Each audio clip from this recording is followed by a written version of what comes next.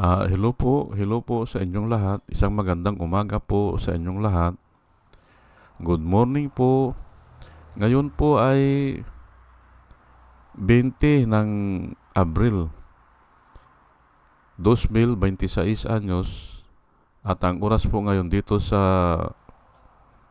Los Angeles, California ay alas 6:35 ng umaga. Araw po ngayon ng Lunes. At nais ko po mag-vlog mga kababayan, mga minamahal.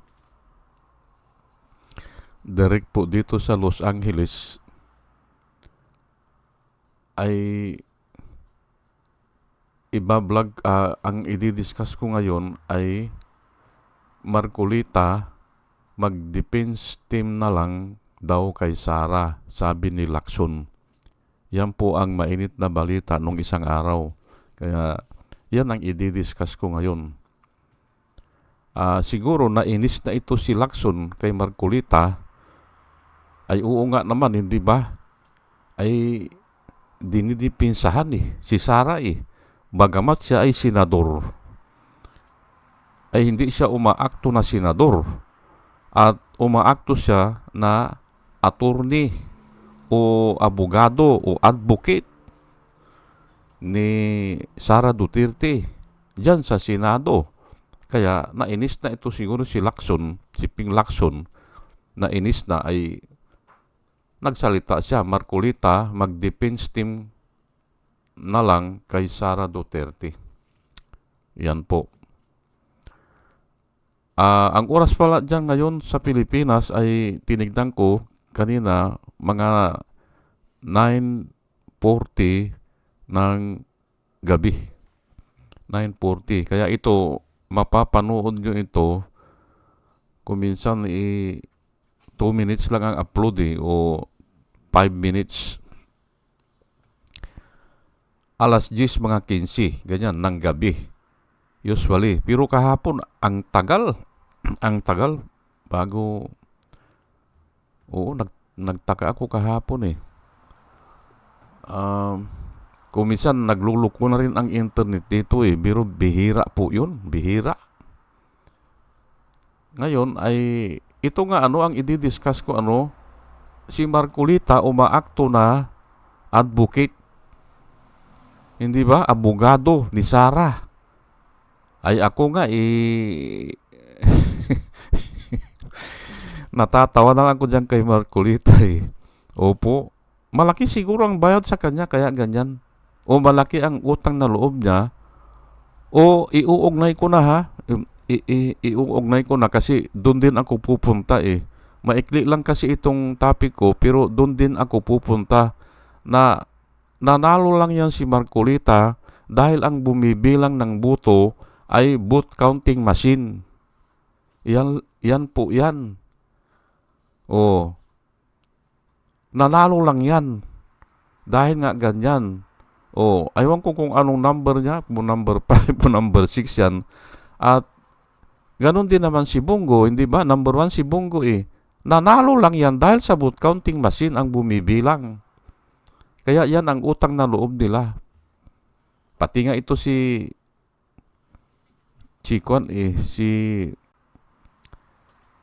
Amy Marcos, hindi ko na ini-expect na mananalo yan. Pero nga ay nanalo. Ay hindi naman kasi binibilang ng tao Ang bumibilang ay ang machine. Pag ang bumilang ang machine, ay actually inaayawan na po yan sa ibang bansa Kasi nga against the law. Against the law yan na dapat transparent, hindi ba? Ang eleksyon ay hindi naman transparent yan Hindi nga alam ng mga tao Hindi ba? Walang kaalam-alam ang mga tao. Hindi nagamit ang mata, hindi nagamit ang tainga. Hindi nagamit ang bunganga para magsalita na isinisigaw yung mga pangalan ng ibinuto. Ayan po. Ay paano ka mag-testify dyan paano mag-testify ang tao kung hindi mo naman binilang yan? Halimbawa, pinabilang sa iyo ang 100 supot na simento ay hindi mo naman binilang. Paano ka mag-testify na, hindi ba? Ganun po yan eh. Ganun din yan. Ang bumibilang ng boto ay machine. Oh. At kung hindi tatanggalin yan, ang bumibilang ng boto ay machine, ang magiging resulta na naman ng eleksyon natin yan sa susunod na eleksyon ay 2-5 ang mga senador. Opo. Wala nang kwenta yan. Ako wala na nga akong tiwala eh. Dahil nga dyan eh, inaayawan na yan ng ibang bansa. Ang nauna dyan ay ibang bansa. Yang ibibilangin na lang ng machine o ng computer. Yun nga. Pero nga ay napansin nila ay hindi uubra yung ganyan eh. Kasi nga, kung sino yung malakas ang loob, kung sino yung handang pumatay, o kahit mabilanggo siya, gagawin niya yan, lulukuhin niya yan, ayan po, sila ang mananalo dyan. Maniwala po kayo sa akin. Kung sino ang malakas ng loob na handang mabilanggo, o handang pumatay, o handang gumastos ng pera, yan ang mananalo dyan. Mabuti nga at nabilanggo ito si Duterte eh. Kasi dyan sa Pilipinas, hindi naman mabibilanggo yan. Kaya nga malakas ang loob nila magpiki ng ganyan. Ay hamak mo, diniskas ko na kahapon ang nagpadala ng boto yung computer na nakakonekta sa server ng nakakonekta sa server ng Comelec. Paano mangyari yan? Hindi ba? Bumili tayo ng vote counting machine, ang mga vote counting machine natin ay isang public IP address. Kasi dadaan po sila sa highway ng internet eh. Ay bakit ang nagpadala ng boto, dyan lang po sa Metro Manila ha, pero almost lahat yan sa buong bansa. Dyan lang sa Metro Manila, 97% ang nagpadala ng boto ay iisang machine. Private IP address pa. Ibig sabihin, private unto them. Private doon sa Comelec server o locally connected. Nakatap. Hindi ba? At hanggang ngayon, hindi na ipapaliwanag po yan ng Comelec, si George Irving Garcia. Wala eh. Kaya nga dapat yan, tanggalin na yan. Ito ngayon si Marcolita. Bakit ganyan ang ginagawa niya? Ay pwede pa siyang manalo yan sa susunod eh. First term niya ngayon. Second term. Lulukuhin na naman nila. Hindi ba? Si Robin Hood Padilla. Ganon din. Pwedeng manalo yan. Kasi ang bumibilang ng boto ay machine. At malamang ay kakutsaba din ang China dyan. Kakutsaba ang China. Kaya ganyan, malalakas ang loob nila. Kaya nga, kung tawagin sila ngayon ay Chinador, hindi ba? Kasi maka-China sila eh. Ay ngayon na, ito na ngayon, para sa akin, tama lang ang sinabi ni Lacson. Total, ginagawa na niya. Ginagawa na ni Marcolita na siya ang umaakto na advocate. Hindi ba? Abogado po, abogado. Abogado ni Sara. Attorney. Ang tawag natin kasi dyan ay attorney. Pero ang proper word dyan, tinuruan ako nung nakasama ko sa Saudi, ang proper word is advocate. Kako yung advocate? Nung inisip ko, mag-isa ko na iniisip ko, ay abogado pala. Kasi hindi kami magkaintindihan eh. Tinanong ko, hindi, kasi yung kapatid daw niya, pinapaaral niya ng advocate. Ay, ang alam ko ay attorney eh. Pinapaaral ng attorney. Yung nakasama ko sa Saudi. Ay, nung pinag-aralan ko, parehas lang pala ako yun, yung attorney. Kasi ang alam ko, pinapaaral mo siya ng attorney. Yun ang maintindihan ko. Pero hindi ko alam ang advocate. ay yung pala abogado. Ayan, ano? Oh. Kaya nga po iba-ibang iba-ibang bansa, iba-iba ang ginagamit na language barrier. Pero mas maganda ang advocate. Ayan po, no? Ngayon ay nag-a-advocate siya kay Sarah. O, pinagtatanggol niya si Sarah. Ayan, sinulat ko diyan. Hindi ba? Ay dapat lang kung tawagin natin siya ay advocate ni Sarah diyan sa Senado. Hindi ba? O, ay ngayon, ay ito po ang isi-share ko sa inyo ha. Isi-share ko lang po ano. Matthew 12 verse 30. He who is not with me, ang sabi po ni Jesus Christ ha, he who is not with me is against me. Oh. And he who does not gather with me is scatters abroad. Yan po nakasulat. Sinabi ni Jesus Christ na kung sino man kanya ang hindi sumasama sa akin ay lumalaban sa akin, against me, sabi niya. Oh, tama naman yun, hindi ba? At sino man kanya ang hindi sumasama sa akin na mag-gathers ay nai-scatter abroad. Napapariwara ang ibig sabihin niyan. O walang pinupuntahan, pera-pera lang. Hindi ba?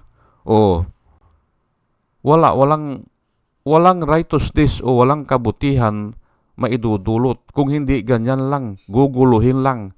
Katulad ni Marcolita, hindi ba? O ginugulo lang eh. Kahit mapahiya siya o wala siyang hiya, hindi ba? Walang hiya-hiya eh, hindi ba? Ay guguluhin lang niya. Hindi ba? Ang dami niya mga proposal at ang gusto niya, kahit saan pupunta ang usapan, yun ang gusto niya. O, ay kasi nga, wala naman siyang pinaglalaban eh. Hindi ba? Wala siyang pinaglalaban. Kaya ganyan. Gusto niya buksan ang mga topic. Kaya nga ito si Lacson siguro, nagalit na. Ay mag-abogado ka na lang kay Sarah. O, hindi ba? Yun ang sinabi ni Lacson. Natama naman, hindi ba? Kasi napapansin din natin eh. At isa pa, yung kumakampi sa China. Palagi. Ang sabi niya ay, nasaan daw yung palatandaan. Ay wala nga palatandaan ng dagat. Kaya nga po ang tawag diyan nautical, yung knots ang ginagamit diyan. Kasi nga ang hirap sukatin yan eh. Pero ngayon sa Google malalaman from the seashore, hindi ba? O makikita mo kung saan yung 200 nautical miles. O from the seashore ay nagtatanga-tanga lang naman, hindi ba? Ganun po yan eh. Kunyari, hindi niya alam. Saan ba kanya ang kanyan hangganan? Ay, ang linaw na nakasulat, pero ginugulo pa niya. Kaya nga advocate siya ng China. O, hindi ba? Ang linaw na nakasulat. Halimbawa, natapat ka sa Lunita. O, adi, doon ka hahanap ng marka sa Lunita. O, kung natapat ka naman dito sa Zambales, adi doon ka hahanap ng seashore sa Zambales. O, kung sa Cagayan naman, ay doon sa Cagayan. Ganun po, hahanap ka ng seashore doon para susukat ka ng 200 nautical miles. Napakadali po, hindi ba? Kahit na nga elementary, kaya magsukat eh. Hindi ba? Bakit siya hindi niya alam? Hindi ba? Ayan nga, nagtatanga-tangahan lang. Kaya nga ay ang sabi ni Ping Lacson sa kanya ay mag-abogado ka na lang kay Sarah. At ito nga idadagdag ko sa mag-abogado na lang siya para sa China. O, ayun din naman ang ginagawa niya eh. Ginugulo lang niya eh. O pinapalabo niya ang usapan. Na ang akala niya naluluko niya ang mga tao. Sa umpisa lang naluluko niya. O, pero pag-aralan mo yung mga salita niya, ayan na, hindi ba? O, Ay pero nga, yan ay resulta sila ng yang vote counting machine. Yan ano. Kaya ganyan. Malakas ang loob nila kasi sa susunod na naman, sa susunod na eleksyon, baka dadayain na naman ni Digong, hindi ba? Dadayain nila. Pero umiiyak na po ang mga tao eh. At humihiling na po sa Diyos na parusahan na. Ako ang hinihiling ko po sa Panginoon, parusahan na kung sino ang nagpromotor dyan sa yang 192.168.0.2. Yun po ang ginamit na nagpadala ng boto na isang private IP address. Ibig sabihin, nakakonekta. Baka naandun lang sa second floor o naandun sa kwarto o naandun sa compound ng Comelec. Yun nagpadala. Kasi na-identify po that 0.2 ng Comelec. Hanggang ngayon, hindi sinasagot yan. Kasi nga, ay ang mga IT expert ng buong mundo ay alam yan Local yan, sabi nila. Ang nagpadala ng boto ay hindi yung mga vote counting machine. Ang nagpadala ng boto ay yung local. Konektado doon sa kanila o may internet connection sila doon sa server. Hindi ba? Ang linaw po niyan. Anong nangyari doon sa mga binayaran natin ng mga 100,000 pieces? 100,000 kasi ang vote counting machine natin plus 100,700 ata Anong nangyari doon? Wala. Hindi ba? Aywan ko kung ilan ang presyo ng isang vote counting machine. Halos ata halos 50,000 ata $1,000 ganun nasayang lang. Hindi nagamit. Hindi ba? Dahil nga dyan sa kalukuhan nila. Pero ako po, pinapanalangin ko kung sino man ang promotor dyan at ako ngayon, hindi na ako nagdududa. Ang nagpromotor dyan ay mga Duterte. Opo, kasi mayroon akong equation Bakit gusto niyang putulan o pugutan ng ulo si Bongbong Marcos? Sige nga, pati si Basti ngayon, ang ulo, sabi niya, ang ulo ni Bongbong Marcos lang ang kailangan namin. Bakit niya sinasabi yan? Kasi nga, dinaya lang nila Hindi ba? Dinaya lang nila Ngayon, dahil sa kanila, naging presidente si Bongbong. Ngayon, pupugutan nila ng ulo kasi nga ayaw nang sumunod. Ayan po, hindi ba? Napakasimple lang po niyan. Ngayon, kung mali ako, aaminin ko, mali ako. I am wrong. Aaminin ko. Pero, hihingi ako sa iyo ng paliwanag. Ganun lang po ako Magpaliwanag ka. Bakit mo puputulan ng ulo si Bongbong? Bakit? Ay hindi lang po nadulas kung hindi inuulit-ulit pa at yung mga sentence konektado doon Nag-arkilan ako kanya ng tao na papatay. Ay di, konektado na naman doon. Hindi nadulas talagang naandun sa isipan niya at naandun sa kalooban niya. Ay bakit nga para lang po yan na babae, hindi ba pinangakuan na pakakasalang kita? Pakakasalang kita, ibinigay niya na lahat. Ay pero mas matindi po ito Mas matindi po ito kasi nga ay dinaya pa nila ang eleksyon Aywan ko lang kung kasabwat yan si Marcos. Pero kung kasabwat siya, pagbabayaran din niya yan. Pagbabayaran niya in some other form, o sa ibang araw, o panahon, o sa ibang pagkakataon. Pero nga ito, nakikita ko na nagbabayad ng mga Duterte. Opo. Dahil nga dito kay Madriaga. Ay alam ba natin yan? Hindi. Ay bakit bumaliktad yan? Ay simple, ay kinampihan naman si Harry Roque pala Hindi siya kinampihan, ibinilanggo pa siya. Ay gaganti yan. Ganun lang po yan ang mga istorya ng buhay Hindi na po bago yan. Hindi ba?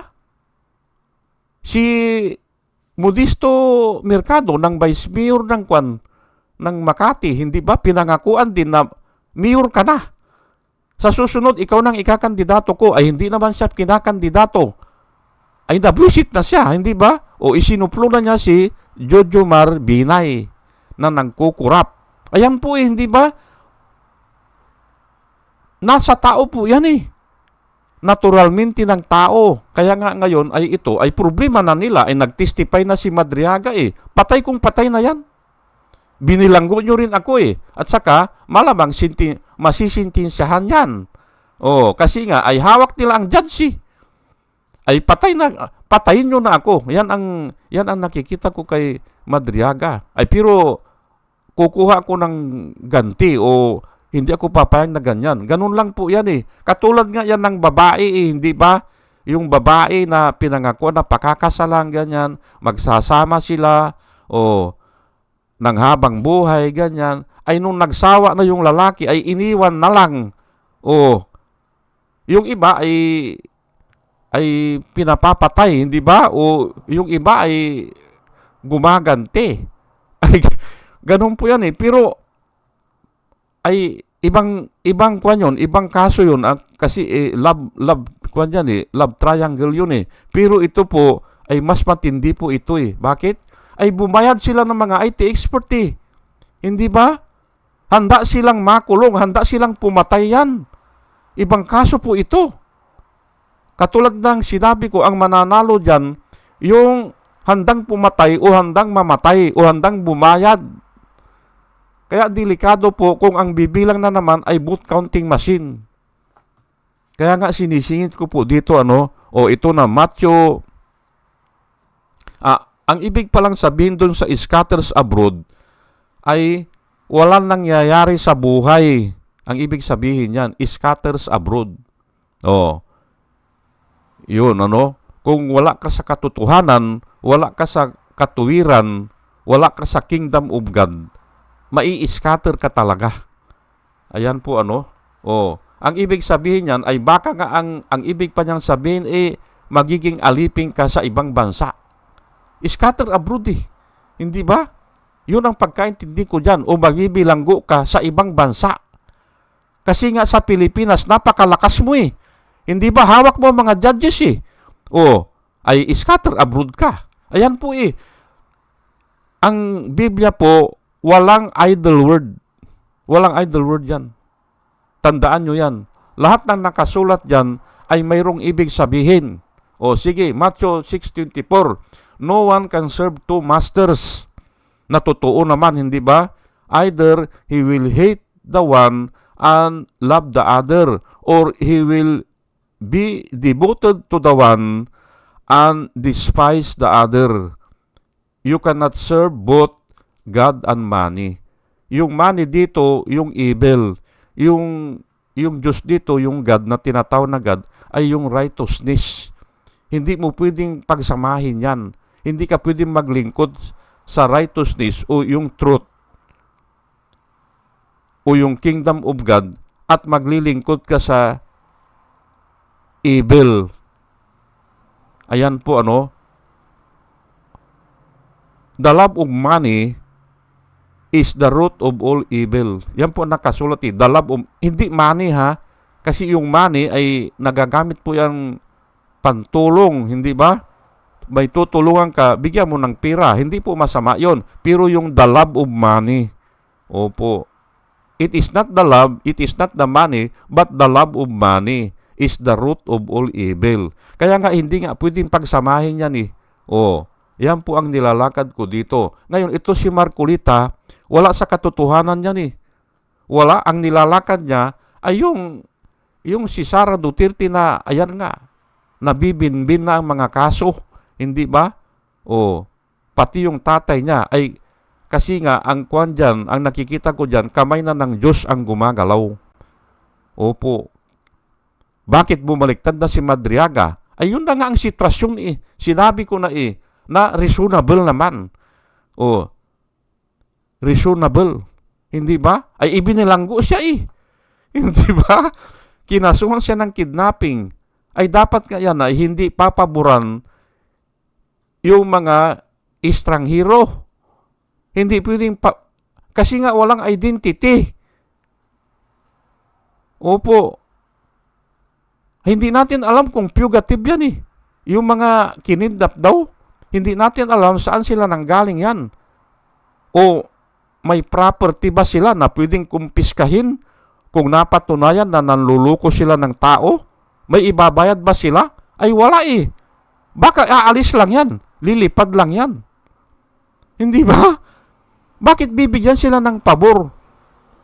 Oh, parang bata yan eh.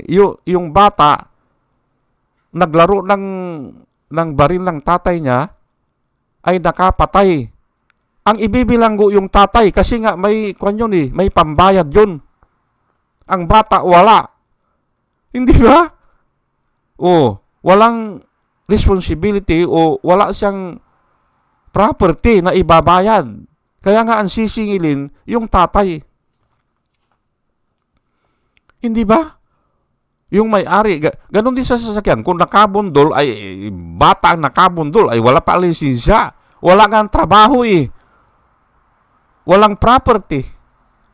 Umaasa lang sa magulang. Ay hindi yun ang ikukulong. Ang kakasuhan, yung may-ari ng sasakyan.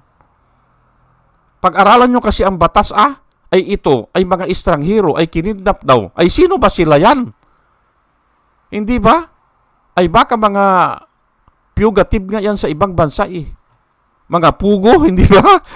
Mga pugo. Ay bakit bibigyan mo ng pabor? Hindi ba? Mali eh. Mali ang batas natin o mali yung kwan. Kaya nga ito, galit na galit siguro si Madriaga. Ay Filipino citizen siya. Ay bakit bibigyan pa ng mga pugo? Hindi ba? Yan po ang sinasabi ko. Kaya nga ito si Marcolita ay defense panel na rin ito ng mga pugo. Kasi kumakampi sa China at lalo na nga dito kay Sara Duterte. Pero manalangin po tayo na ay kasi Diyos na ang nakikita ko finger of God na ang gumagalaw dyan Manalangin po tayo na pagbayarin sila yan. Opo. At kung marami na nananalangin at kung mayroong isa doon na matuwid, ay didinggin po ng Panginoon. Yan po O sige po at hanggang dito na lang po at dalayan ko po sa Panginoon bago po ako mag-umpisa ay sa mga nakikinig po o sa ating pakikinig ay magkaroon po tayo ng wisdom na nanggagaling sa Diyos. At muli mga kababayan, mga minamahal, isang magandang umaga po sa inyong lahat at salamat po sa inyong pakikinig. Salamat po ng marami. Salamat po.